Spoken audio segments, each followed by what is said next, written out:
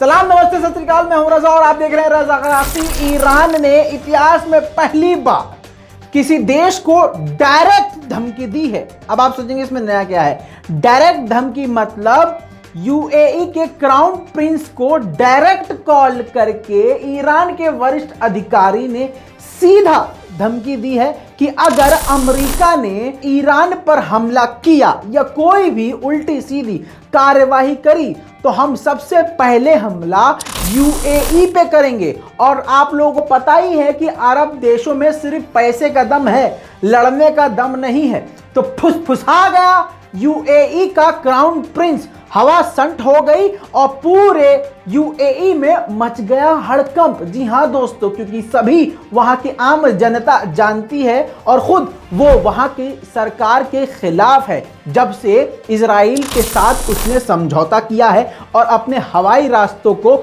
Iran के खिलाफ और यमन के खिलाफ खोल दिया है। इसी वजह से ईरान ने खुले तौर से पहली बार ईरान ने यह काम किया है कि किसी देश के लीडर को डायरेक्ट कॉल करके, यानी बीच में कोई बंदा नहीं, कोई मीडिएटर नहीं, डायरेक्ट बोला है कि अगर अमेरिका ने हम पर कोई भी कार्रवाई करी तो हम यूएई पर सीधा हमला कर देंगे। इसके बाद से यूएई में हड़कंप मचा हुआ है, यूएई में रेड अलर्ट है। और पहले ही बता दूं, ईरान ऑलरेडी जब से उनके साइंटिस्ट की शहादत हुई है उस दिन से अब तक रेड अलर्ट पे है, क्योंकि अब हमले की आशंका ईरान पर बताई जा रही है कि अमेरिका कभी भी ईरान पर हमला कर सकता है, क्योंकि बहुत तगड़ा प्लान 3 शैतानों ने ऑलरेडी बना लिया है। इजराइल ने अपना काम कर दिया है और अब अमेरिका की बारी है। और अमेरिका और इजराइल यूएई के हवाई रास्तों का इस्तेमाल किसके खिलाफ करेंगे? ईरान के खिलाफ। इसीलिए ईरान ने साफ तौर से कह दिया है कि हम सीधा हमला यूएई पे करेंगे। इसके बाद यूएई इतना घबरा गया है, इतनी हवासंट हो गई है कि हड़बड़ी में उसने तुरंत अब, यानी इतने 2-3 दिन गुजरने के बाद अब उसने ऑफिशियली ईरान पर हुए हमले यानी ईरान के साइंटिस्ट को मारने पर दुख जताया है और इसकी कड़ी निंदा करी है।